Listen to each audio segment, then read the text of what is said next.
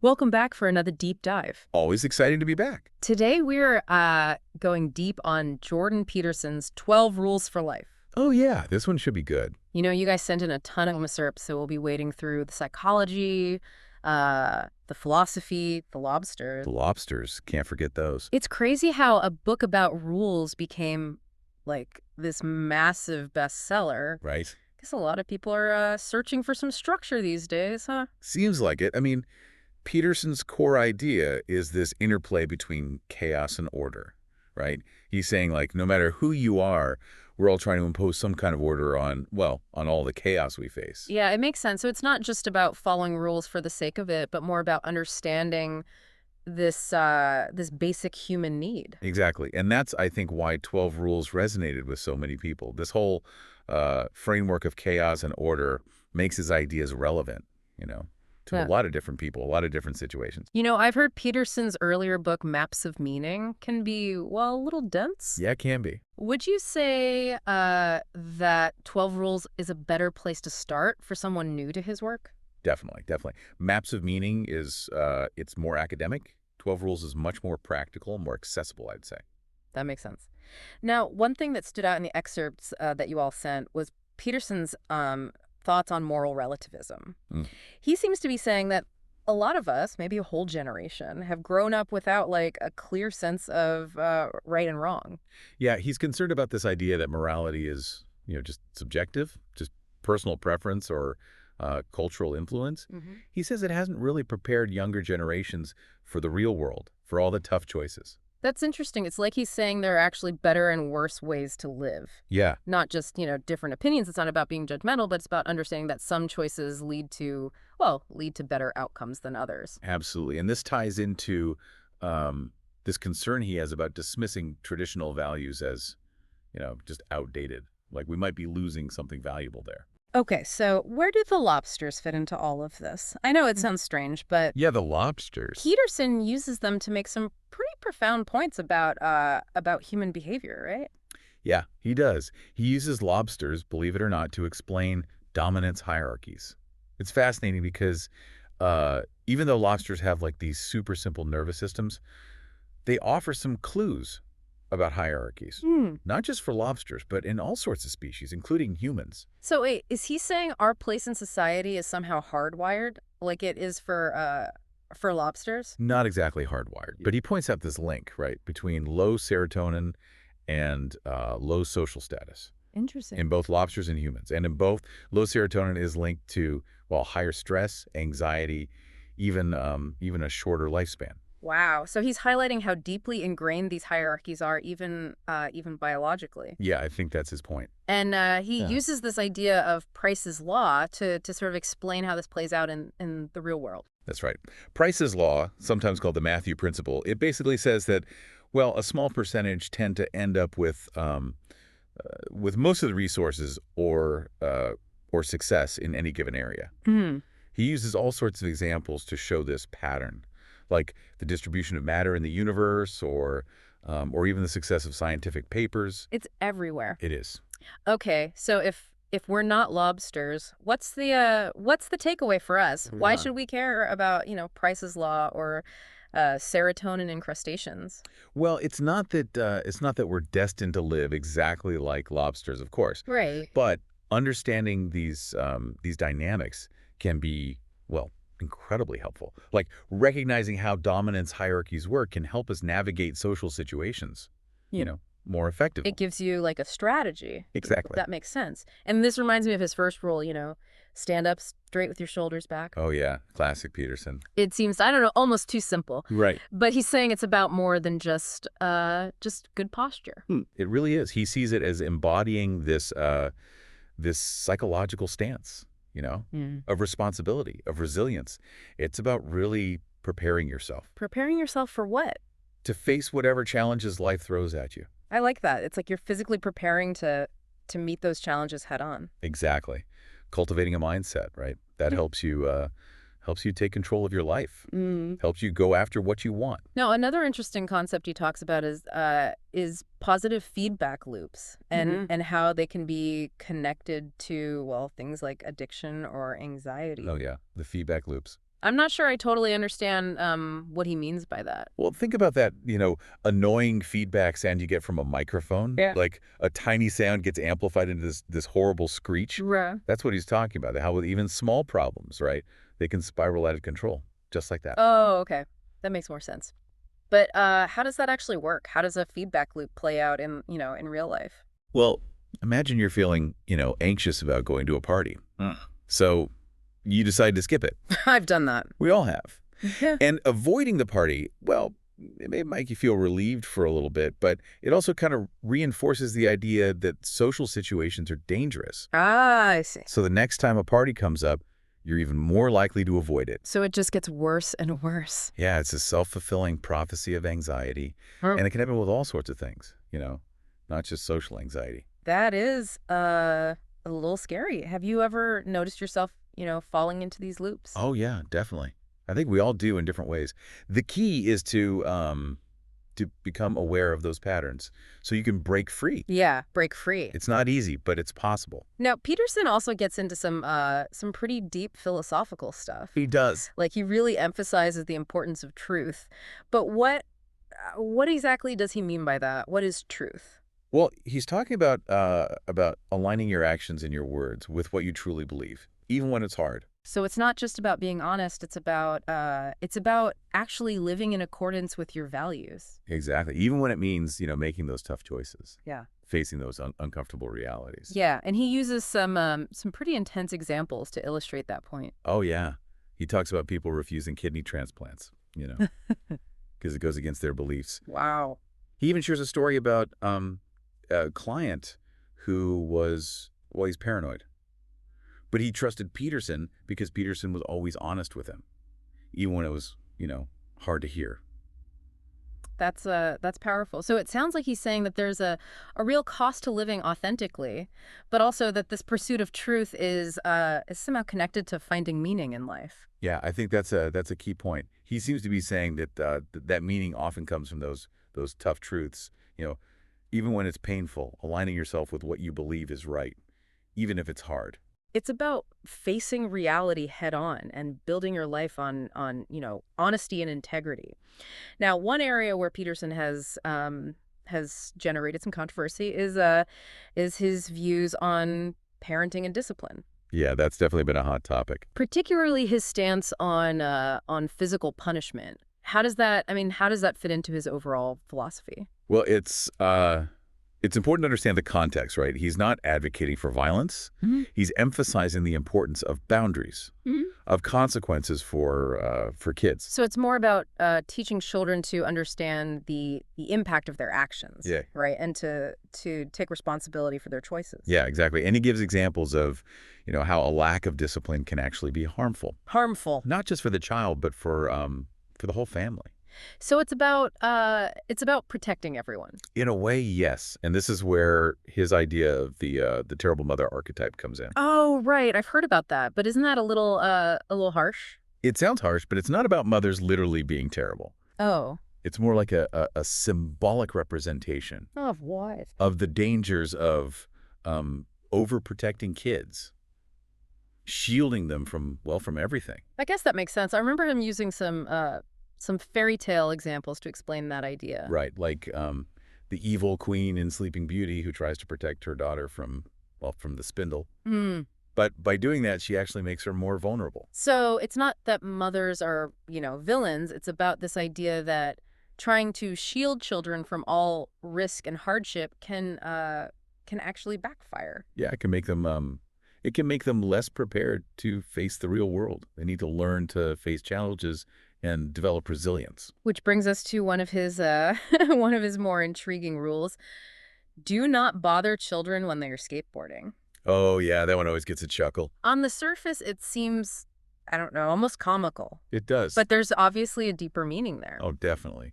He's making the point that, that risky play is actually important for kids' development. Risky play. Yeah. They need to learn to manage risk, overcome fear, and become competent in their environment. Think about those kids he describes, skateboarding on handrails and stuff. Pushing their limits. Yeah. They're pushing their limits, mastering their fears, and gaining valuable life lessons in the process. It's a good reminder that in our efforts to keep kids safe, we might actually be preventing them from, experiencing the very things they need to grow. Absolutely. It's about finding that balance, right, Yeah. between protecting them and giving them the freedom to explore and learn. Yeah, find that balance. We can't protect them from everything. No, we can't. Now, another thing that struck me was Peterson's thoughts on meaning and sacrifice. He seems to connect those ideas to truth telling. Like Mhm. there's a cost to living authentically. He argues that being, truly truthful often forces us to confront uncomfortable realities about ourselves and the world. Mm. And that can be, well, it can be incredibly challenging. He uses those examples, like of Yeah. people refusing kidney transplants because of their beliefs or his own experience with that paranoid client. Those are tough examples, but it does make you wonder if those people found a deeper sense of meaning through those difficult choices. I think that's a really fascinating question. Peterson seems to be saying that that meaning often comes from a willingness to face those tough truths To face the truth. and to make sacrifices for something larger than ourselves. So it's about aligning yourself with your values even when it's hard, and finding meaning in that struggle. Exactly. It's about living a life that reflects your deepest values, even when it demands courage and sacrifice. He also links this idea of sacrifice to our evolutionary history, right? He does. He uses, ancient rituals and stories as examples. Like what kinds of rituals? Well, he talks about uh, things like animal sacrifices, Yeah. as a way of symbolically representing this idea of giving up something now for something better later. So it's like a cultural blueprint for delaying gratification. Yeah, exactly. And he points out, classic stories like Cain and Abel, Hmm. where Abel sacrifices are accepted, right? And he prospers, while Yeah. Cain, who doesn't make the right sacrifices, he suffers. Right. And you see this same story in different forms throughout history, across different cultures. And this theme of sacrifice, it seems to culminate in the story of Christ. Right. The ultimate sacrifice. Peterson sees Christ as the archetype of self-sacrifice, Yep. right, for the good of humanity. Exactly. Yeah. And he connects that to other ancient myths too, like the Egyptian god Horus, who loses an eye fighting evil, Right. and Socrates, who chooses to drink the hemlock. It's about confronting darkness, even at great personal cost. But Peterson's not afraid to criticize organized religion either, right? No, he's not. He seems particularly concerned about people who use religion to avoid responsibility. He criticizes what he sees as a more passive interpretation of Christianity, Yeah. one that, kind of devalues this life, this world, and encourages people um, to just accept their fate instead of actually trying to improve their lives, to improve the world around them. So it's like he's saying, don't just sit around waiting for salvation. Get out there and actually do something meaningful. That's a good way to put it. He believes that true faith, Yeah. it should inspire action, a commitment to making the world a better place. Yeah, to actually making a difference. It's interesting. One of the things I find so fascinating about Peterson is how he connects these seemingly unrelated ideas. Yeah, he does that a lot. Like he draws this fascinating parallel between religion and the development of rational thought. He sees both as ways of understanding and navigating the world. Like Mm. he argues that rational thought, our ability to think critically to solve problems, that it's actually a direct result of our evolution. So our ability to think is like an evolutionary advantage. Exactly. It's how we overcome our limitations, how we confront the unknown. He even quotes philosopher of science Karl Popper, who viewed thinking as a continuation of the Darwinian process. Wait, so he's saying our brains are like evolving through our thoughts. That the more we think critically, the more advanced we become as a species. It's a really interesting idea. It's like he's saying that engaging in that kind of rigorous thought, challenging our assumptions, being open to new ideas, that's how we push ourselves forward, how we push humanity forward. It's like our ideas are competing for survival. Like survival of the fittest ideas. Exactly. And that means we have to be willing to kill our darlings, as they say, to let go of those old, outdated ideas and and embrace new ones in order to keep growing intellectually. So it's all about growth, about evolving. It is. Okay, so we've talked about truth, sacrifice, the evolution of thought, but let's bring it back to Peterson's core concept, meaning as this delicate balance between chaos and order. I'm still trying to wrap my head around what that actually looks like in everyday life. Yeah, it could be a tough one to grasp. He sees it as finding that sweet spot, right? Yeah. Between the chaotic potential, the potential for growth and change, Yeah. and the order and structure needed for stability and purpose. It sounds very abstract. It does. Think about it like this. Imagine you're an artist, right? Working on a painting. Okay. You need that initial burst of inspiration, that chaotic energy to get started. But you also need, you need structure, you need technique, you need discipline. To bring it all together. Right. To shape that chaos into a cohesive work of art. So the chaos is like the raw material. It is. And the order is the framework that we use to shape it into something meaningful. Exactly. And that applies to our lives too. We need both. Both. We need the freedom to explore and experiment, right? Yeah. But we also need the discipline to set goals, to make choices, to build a life that actually reflects our values. I see. So it's like that saying, life is what happens when you're busy making other plans. You need to have some kind of plan, They do. some structure, but also be open to the unexpected detours and adventures that come along the way. That's a great way to put it. Yeah, I like that. Well- And remember Peterson's first rule: stand up straight with your shoulders back. It's not just about physical posture, right? Right. It's about adopting this mental and emotional stance of readiness. Of readiness, yeah. To face those challenges, to embrace the unknown. To be ready for anything. No, you mentioned that Peterson also draws on his personal experiences to kind of illustrate these ideas. I remember one excerpt where he shared a really powerful story about a client from his clinical practice. He talks about a client, Miss S, who had experienced a very traumatic sexual encounter. And she was struggling to really process what had happened. That's awful. It is. And Peterson realized that how he interpreted the situation, right, how he talked about it with her, it could have a huge impact on her life. Oh, wow. It would have been, it would have been easy to just tell her she was a victim. Right, so yeah. But that might have limited her ability to move forward. So he had to be really careful. Yeah, he realized that his role wasn't to impose his interpretation on her, but to help her, to help her explore her experience and find her own understanding of the truth. That's really powerful. It shows, the responsibility that therapists have and how their words can, I don't know, they can really shape someone's reality. They can heal, but they can also hurt. So we need to use them wisely. Now, one thing that I find really resonating is Peterson's his emphasis on the power of conversation. Yeah. He seems to see it as more than just idle chit chat. Oh yeah, he really believes that dialogue is essential for mental and emotional well-being. He says that it's through conversation that we can articulate our experiences, we can clarify our thoughts, and gain a deeper understanding of ourselves and the world. He even says it takes a village to organize a mind. It takes a village to organize a mind. Wow. Yeah, it's a great quote. It is. It's like we need that external feedback. Yeah, we do. That bouncing of ideas, Right. to help us make sense of our own lives. Yeah, it's through that back and forth, that that exchange of ideas that we really refine our understanding of the world. And find our place in it. Exactly. But he also warns against using conversation for dominance or manipulation, right? He does. I mean, we've all been in those conversations where it feels like the other person is just trying to win. Oh yeah.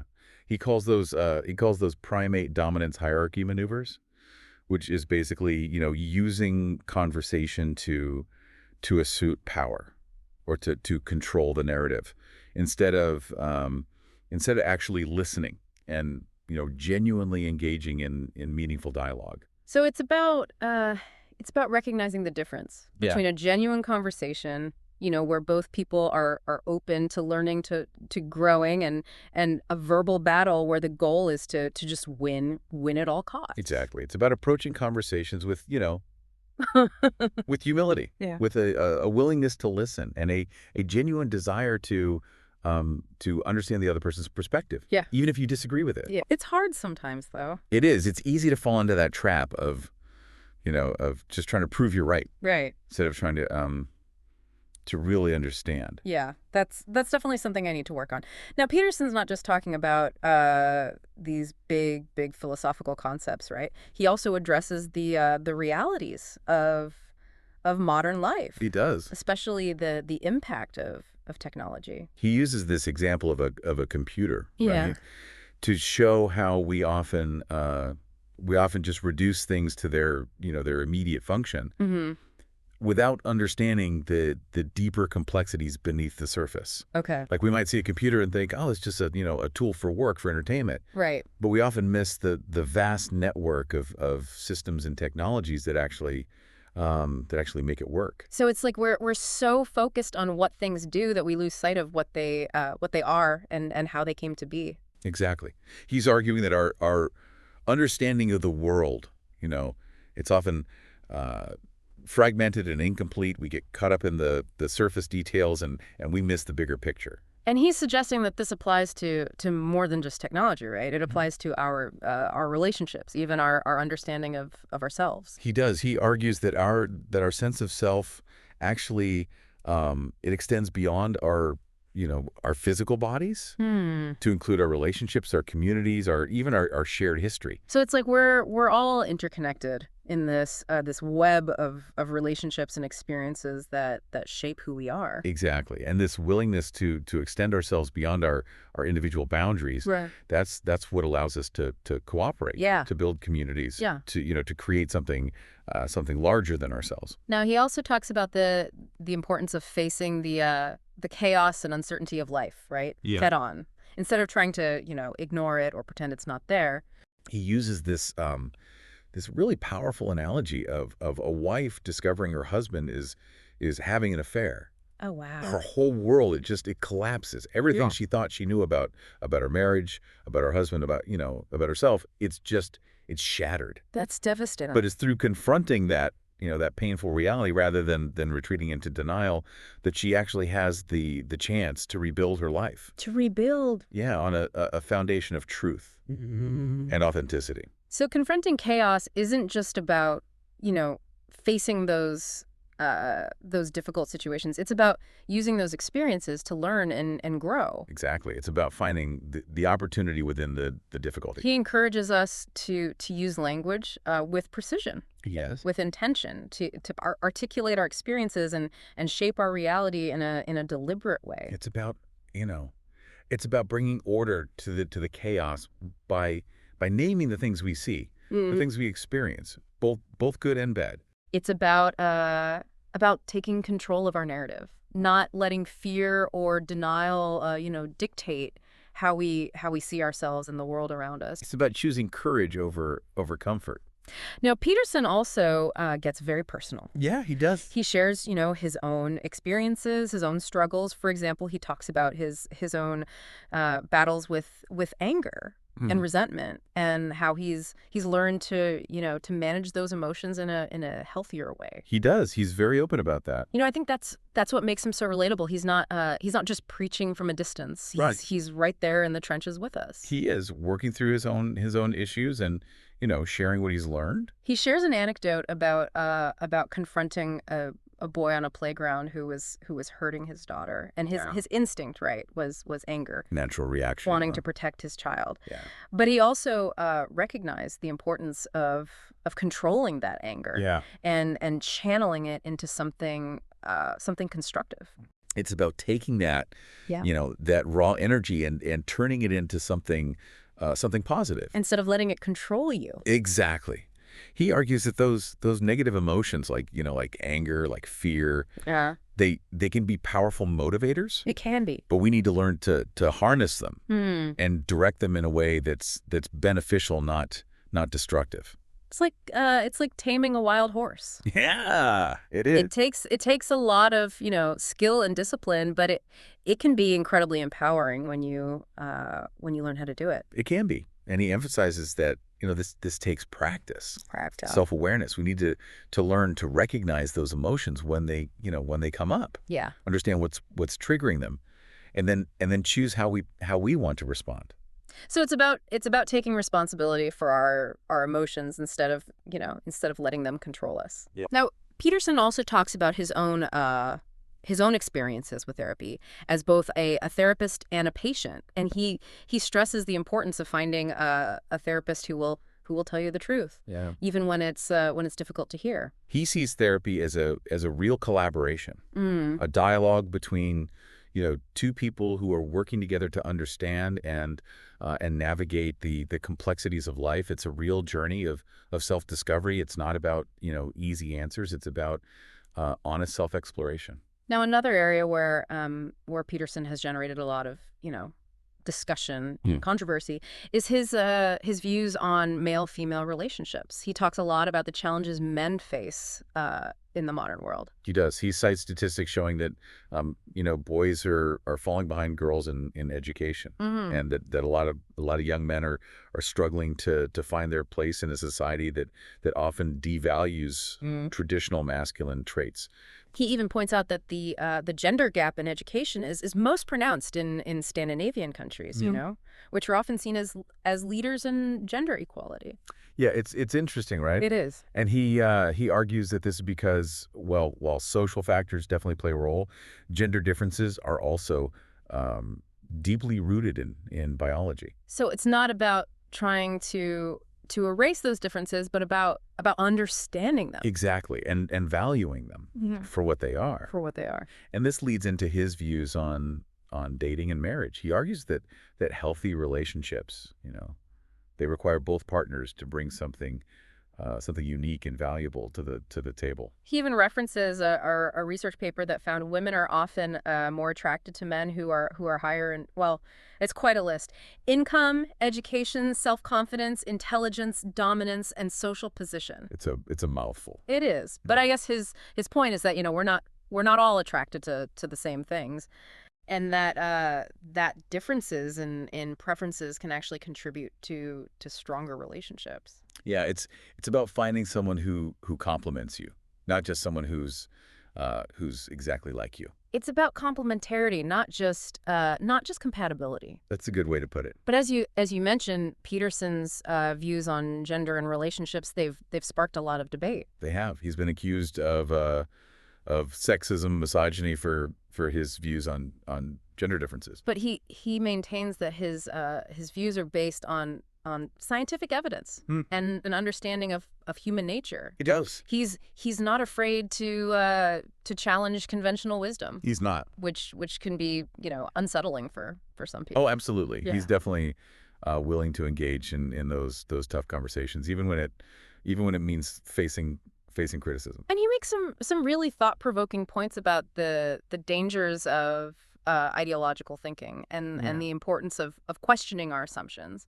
He does. He's particularly critical of postmodernist thought, Mm. especially the work of Jacques Derrida, Mm. arguing that it kind of undermines the foundations of meaning and truth. So he's concerned about this tendency to view everything through the lens of power dynamics. Yeah, he thinks it oversimplifies complex issues, Mm. and that it can lead to a very cynical and ultimately destructive worldview. So it's a warning against reducing everything to this simplistic narrative of oppressor versus oppressed. Exactly. He's urging us to look beyond those simple binaries, Right. and embrace the real complexities of human experience. And he also challenges this kind of romanticized view of nature that some people hold. He does. He uses the example of chimpanzees, right? Right. Who engage in these brutal intertribal warfare, just to show that there's darkness Yeah. in the natural world. It's not all sunshine and rainbows. So it's a reminder that nature can be both beautiful and cruel, and that humans are capable of both. Yeah, we have the capacity for great good, but also for great evil, and recognizing both is essential. Now, Peterson doesn't just criticize, right? No, he doesn't. He also offers solutions. He does. He shares his personal rules for life, which he developed as a way to navigate, the complexities and the challenges of existence. He talks about the importance of aiming high, Mm-hmm. of striving to make the most positive impact possible Make the most positive impact. in the shortest amount of time. So it's about setting ambitious goals and working, working diligently to achieve them. Yeah, it's about, recognizing that setbacks and failures are inevitable, but they're actually opportunities. Opportunities. Yeah, to learn and grow. It's about embracing the journey, not just fixating on the destination. It's about finding the meaning in the struggle. Exactly, not just in the outcome. He also emphasizes the importance of gratitude, Mhm. of appreciating the good things in our lives, even when things are tough. He does. He suggests, taking stock of what we have, Mm. even the small things, Yeah. to help kind of shift our perspective, and to find a sense of peace and contentment. So it's about recognizing that there's always something to be thankful for, There is, even in the midst of suffering. even in the midst of suffering. He also he encourages us to be precise in our speech, to choose our words carefully, Yeah.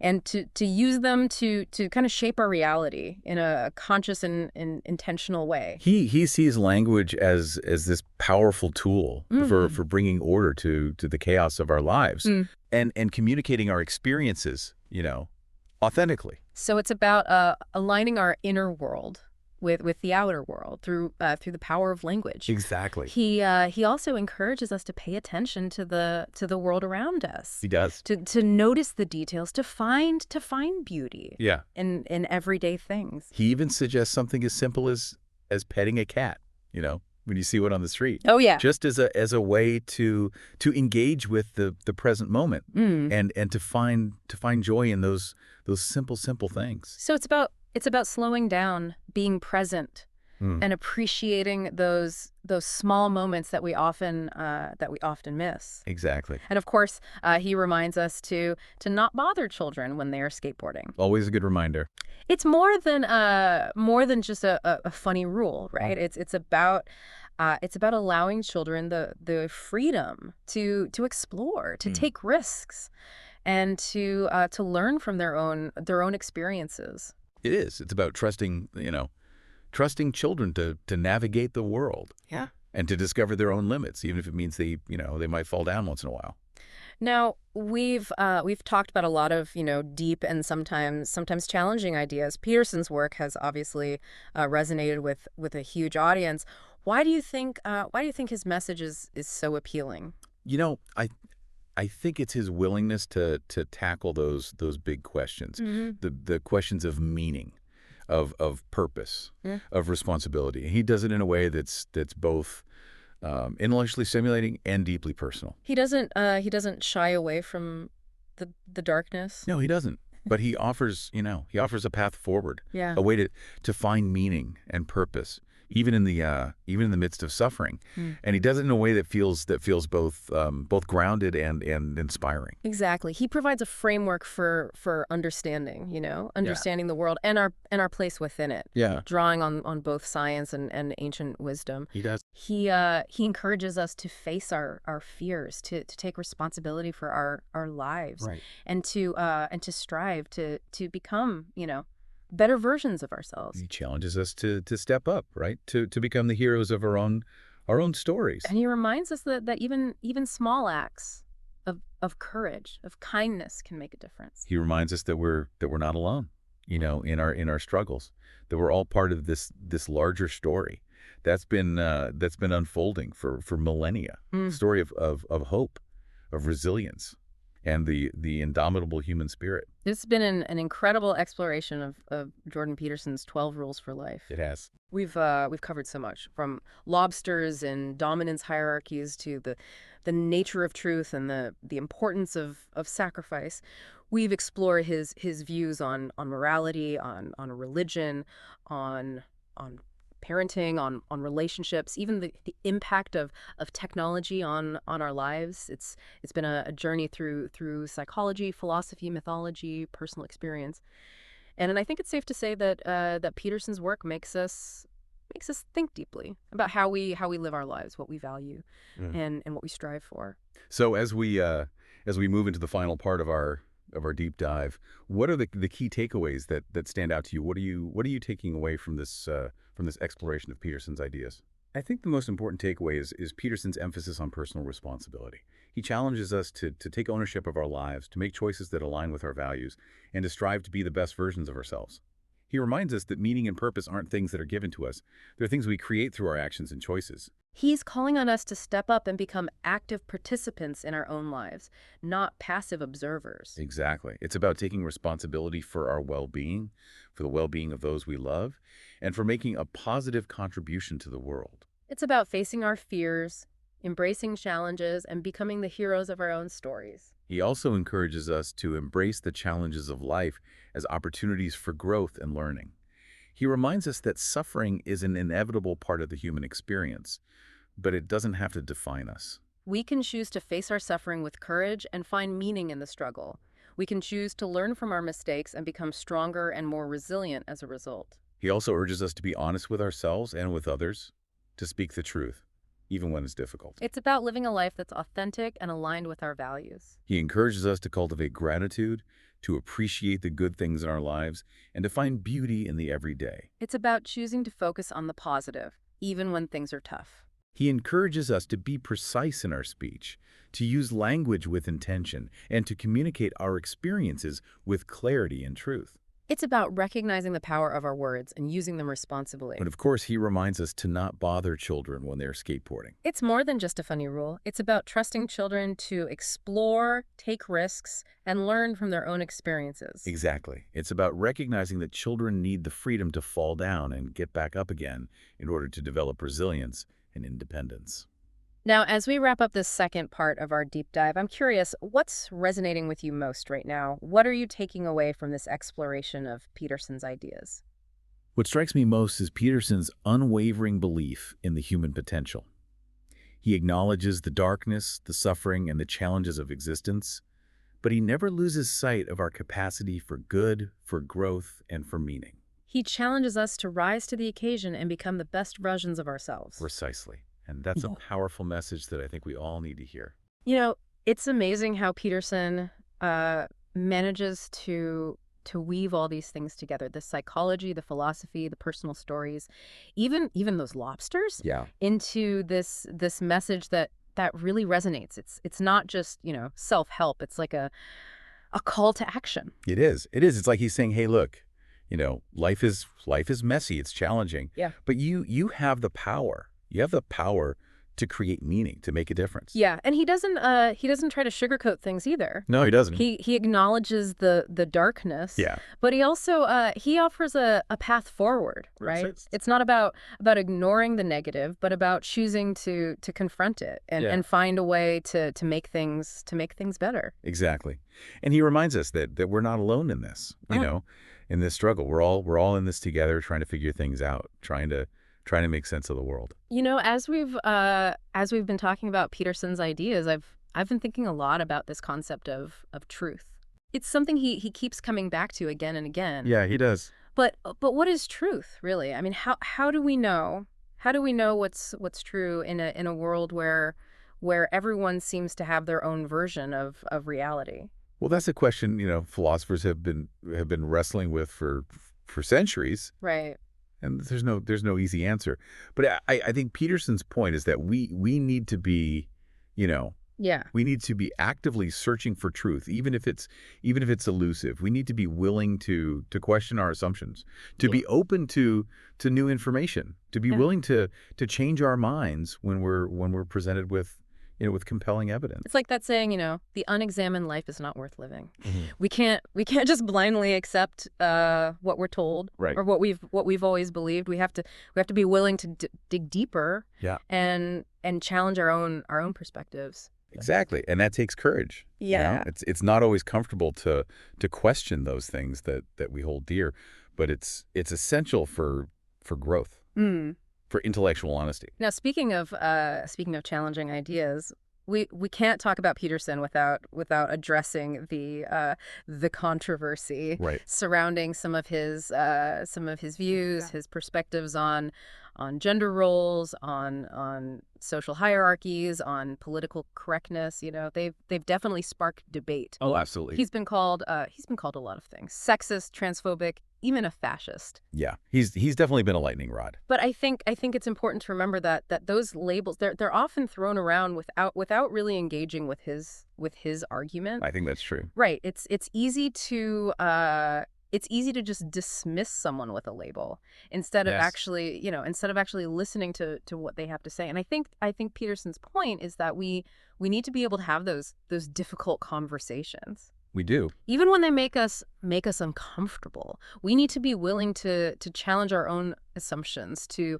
listen to perspectives that differ from our own. Exactly. And he makes a strong argument against ideological thinking, Mm. that tendency to see the world through a very, very narrow lens Hmm.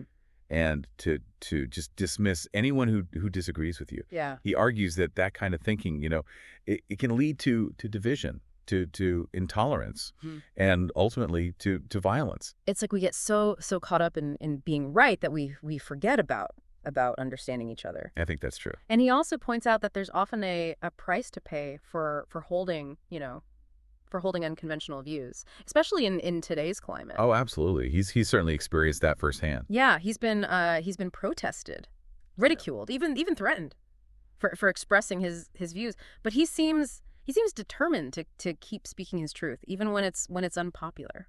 It takes courage to stand up for what you believe in, especially when you're gonna face backlash. Yeah, it does, and I think that's something we can all admire about him, even if we don't agree with everything he says. Yeah, I think that's fair. Now, going back to Peterson's 12 rules, I'm curious, what are you personally taking away from this deep dive? What's resonating with you the most right now? What stands out to me is his emphasis on personal responsibility Mm. and the power that we have Mhm. to shape our own lives. Mm. He reminds us that we're not just we're not just victims of circumstance. We have the ability to choose how we respond to challenges, to set goals, to make a difference. Yeah, and that's incredibly empowering. It is. It's like he's giving us permission to take control of our own destinies, and he's not just he's not just saying it. He's living it. He's faced his own demons. He's overcome adversity, and he's built a successful life based on his own principles. Exactly. And that's inspiring, even if we don't even if we don't agree with every single one of his rules or interpretations. Now, as we wrap up our deep dive into 12 rules for life, I want to leave you with something to ponder. We've talked a lot about Peterson's emphasis on truth, Hmm. but truth can be slippery. It can. It can be subjective. It can be contextual. It can be it can be ever evolving. So how do we navigate this complex landscape of truth? How do we distinguish between what's real and what's not, between what's objective and what's biased? That's the $1 million question. Yeah. And I don't think there's Yeah. a simple answer. But I think Peterson would encourage us to approach this question with curiosity, Mm. with humility, Mm. and a willingness to engage in honest dialogue Mm. with others, even those who hold different views. It's about recognizing that we don't have all the answers, and Right. that's okay. It is. It's about being open to learning from others, even when it challenges our preconceived notions. Exactly. It's about embracing the journey Yeah. of discovering truth, Yeah. knowing that it's an ongoing process, not a destination. So to the listener out there, grappling with life's big questions, remember you're not alone. Keep asking questions, keep seeking truth, keep striving to become the best version of yourself. Thanks for joining us on this deep dive, and until next time, keep exploring.